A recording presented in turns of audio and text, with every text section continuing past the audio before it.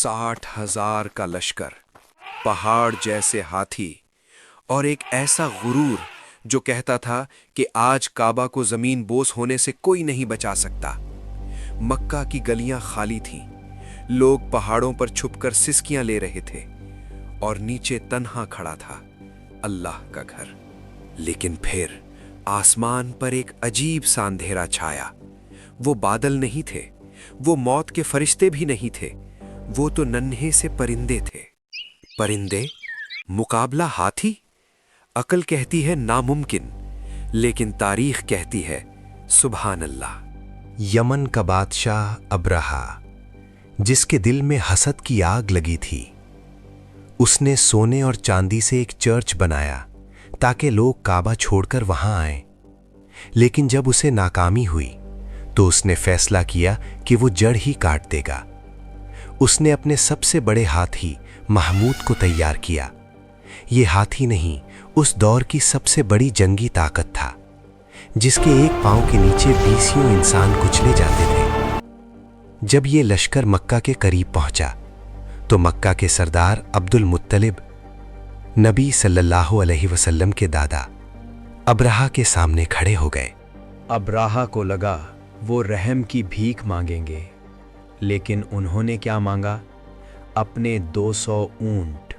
ابرہہ ہنسا، میں تمہارا مذہب مٹانے آیا ہوں اور تمہیں اونٹوں کی فکر ہے؟ عبد المطلب کی آنکھوں میں وہ یقین تھا جو پہاڑوں کو ہلا دے۔ انہوں نے کہا، اونٹ میرے ہیں، میں ان کا مالک ہوں۔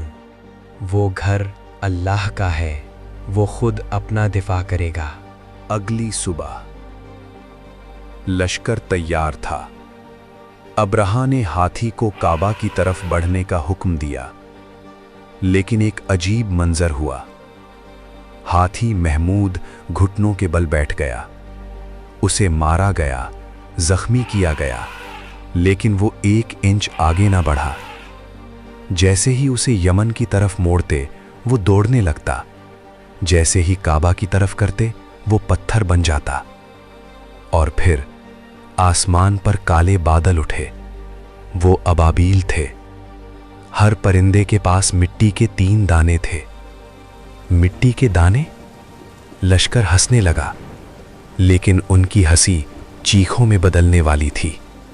وہ کنکریاں نہیں تھیں، وہ اللہ کا غضب تھا۔ جس پر وہ کنکر گرتا وہ ہلاک ہو جاتا، اور وہ 60,000 کا لشکر ایسے بکھر گیا جیسے کھایا ہوا بھوسا۔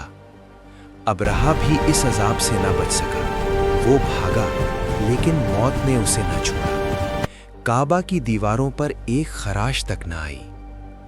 یہ واقعہ ہمیں چیخ چیخ کر بتاتا ہے کہ جب تم حق پر ہو اور تمہارا بھروسہ اللہ پر ہو تو تمہارا دشمن کتنا ہی بڑا کیوں نہ ہو، اللہ اسے مٹی کے ایک ذرے سے بھی ختم کر سکتا ہے۔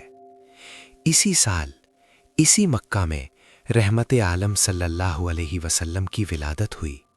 گویا اللہ نے اپنے محبوب کی آمد کے لیے فرش بچھا دیا تھا۔